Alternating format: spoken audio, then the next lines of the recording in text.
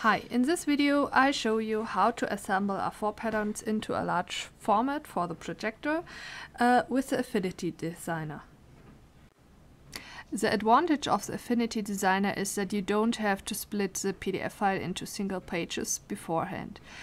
You can open it directly into the Affinity Designer. Click in the menu on File and then Open and the file you want to load. Now you can select the pages you want to load.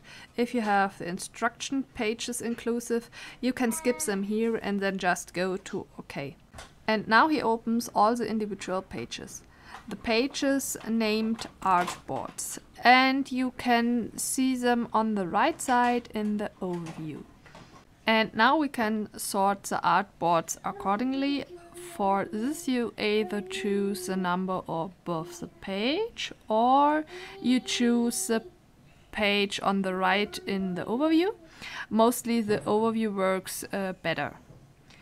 And then you can actually just move it to the place you want it. You can see here the cut line from both pages and they have to lie exactly on top of each other. You just do that with all your pages. It is important that you really catch the page and not just an object. And if the whole page is not selected, the size may be shifted. For the positioning, sometimes the arrow keys help with precise positioning. All pages are sorted so far, and if you save this now, he would only save these whole individual pages for you and not one single page, which we need for the projector. So we have to get everything from these individual artboards on one artboard. For this, we first delete the individual artboards. We do this by choosing one page and then simply right-clicking here and selecting delete, and then this message comes up. He asks if we want to keep objects or delete them. In this case we want to keep the objects, and he delete only the background, and that artboard is gone. So now we have the single lines, and to keep the overview we want to group the objects. Just type Ctrl and G to get the group. You don't have to do this step, but it's mostly better to keep the overview. If you work with Mac and the message after delete don't show up, you can also do the whole thing with the delete key on your keyboard. For the group making, you can also just right click and click on group there. And you can of course also choose ungroup for dissolve the groups later. These two pages we just need to delete the artboards. We don't need to group it because it's just a picture. I came back to it later. Now if the last page has been removed, then your entire screen background will be black. And now we put it in a new artboard. For this we have the artboard tools here. Here we have some different size options. And we can say document, but it would be too small for us. So we choose selection. Before we insert the artboard, we have to mark everything here. We can do this with Ctrl and A and then click Insert Artboard.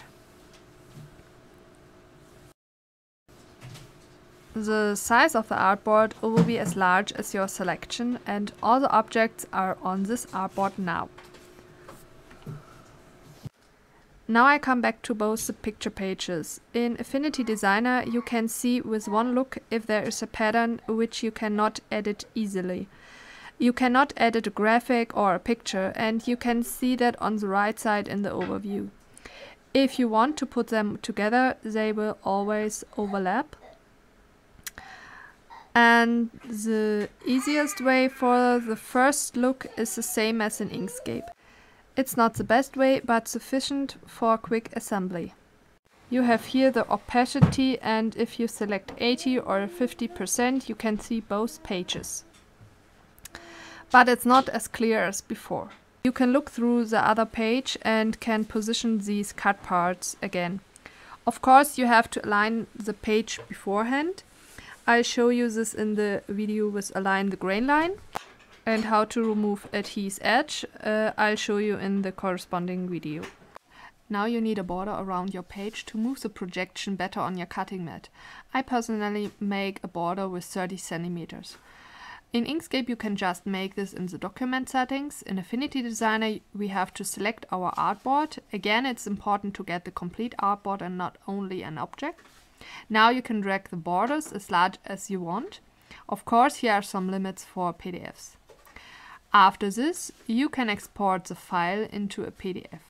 Maybe you want to save it as an Affinity file too, so you can work on it later. You click on File and Export. Now you can choose your export settings, normally PDF, and I choose on DPI with 300. You can now open the new PDF file with the Acrobat Adobe Reader, for example, and can project it. If there is a problem with the pattern size, you get an error message now. A big advantage of Affinity compared to Inkscape is that you can easily open pattern with layers. In Inkscape the layers will be removed, in Affinity they will be inserted. Just open your pattern. You can also choose which pages you would like to load. This file only has one page because I already put it together. You can see on the right side in the overview the single layers.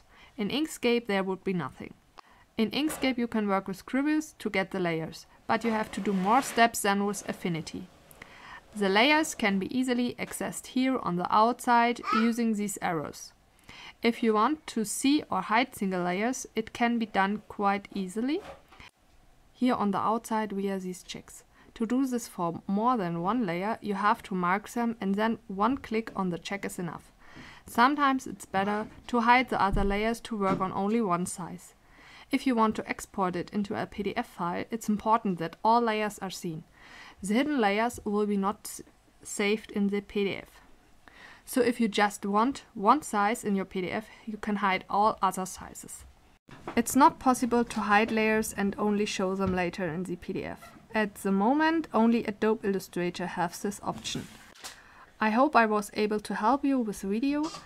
Please subscribe my channel so you won't miss a new video. I wish you a lot of fun with the instruction and good success with your projects. Bye!